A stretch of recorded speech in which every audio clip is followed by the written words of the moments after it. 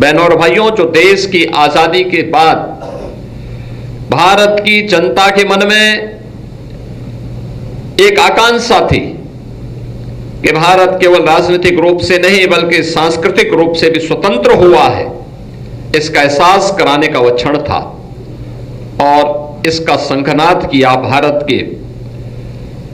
अखंडता के शिल्पी लौह पुरुष सरदार वल्लभ भाई पटेल ने। उन्होंने जब समुद्र के तट पर सोमनाथ महादेव के मंदिर की पुनर्प्रतिष्ठा के कार्यक्रम के लिए संकल्प लिया था और उस संकल्प के अनुरूप उन्होंने उस कार्यक्रम को आगे बढ़ाने का काम किया। अनेक विघ्न और बाधाएं थी, चुनौतियां थी, लेकिन उन सबको दरकिनार करते हुए वे आगे बढ़े और आज सोमनाथ मंदिर का पुनर्निर्माण दासत्व से मुक्ति और राष्ट्र की आत्म प्रतिष्ठा का वह एक उद्घोष था। वही स्थिति हम काशी में देखते हैं। काशी में काशी विश्वनाथ धाम के रूप में हम सबको दिव्य और भव्य स्वरूप काशी विश्वनाथ धाम का हम सबको देखने को मिल रहा है। सोमनाथ फिर उसी तेजस्विता के साथ भारत के गौरव का उद्घोष कर रहा है। दुर्भाग्य से आज भी बहुत सारी ऐसी शक्तियां हैं जो भारत के आत्म गौरव के प्रतीक, भारत के स्वाभिमान के प्रतीक, इन आध्यात्मिक और सांस्कृतिक स्थलों को इस स्वाभिमान के साथ आगे बढ़ते हुए देखना नहीं चाहते। हम लोग इस बात को जानते हैं कि कौन लोग थे जो सोमनाथ महादेव के मंदिर की पुनर्प्रतिष्ठा कार्यक्रम में बाधक थे, और लगता नहीं कि वही लोग थे जिन लोगों ने अयोध्या में कालांतर में राम मंदिर के निर्माण में और इस समस्या का समाधान न हो इसमें भी उन्होंने बारंबार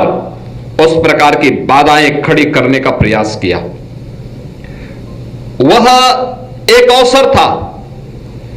जब स्वतंत्र भारत इन कार्यक्रमों को प्रभावी ढंग से आगे बढ़ा सकता था, लेकिन भारत और भारतीयता के बारे में, भारत की सनातन परंपरा के बारे में,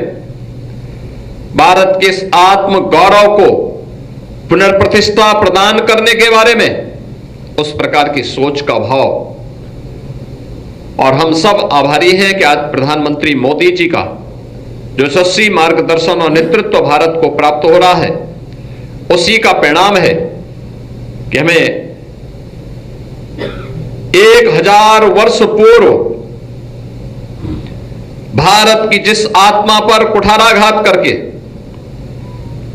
उसे विखंडित और नष्ट करने की कुत्सित चेष्टा के साथ एक विदेशी आक्रांत आया था, आज हम सब सोमनाथ महादेव के स्वाभिमान पर्व के साथ ही उसकी पुनर्प्रतिष्ठा के अमृत पर्व के साथ जोड़ करके काशी विश्वनाथ धाम में इस आयोजन के कार्यक्रम को अपनी आंखों से साक्षात दर्शन कर रहे हैं। इस अवसर पर हम सबको इस बारे में देश के प्रथम राष्ट्रपति डॉक्टर राजेंद्र प्रसाद जी के इन शब्दों को जब उन्होंने आज से 75 वर्ष पहले जब सोमनाथ महादेव मंदिर के पुनर्प्राण प्रतिष्ठा समारोह में जाकर के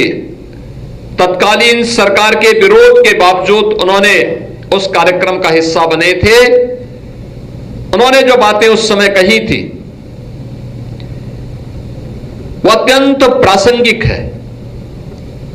और वह उन्होंने उस समय कहा था कि भौतिक वस्तुओं को कुछ समय के लिए क्षतिग्रस्त किया जा सकता है, उसको विखंडित किया जा सकता है, लेकिन आक्रांता ये भूल गए कि भारत की आत्मा अजर है, अमर है और शाश्वत है, और उसी शाश्वत प्रतीक का स्वरूप है भारत के देवस्थल, भारत के आध्यात्मिक और सांस्कृतिक केंद्र सोमनाथ स्वाभिमान पर्व उसी का प्रतीक है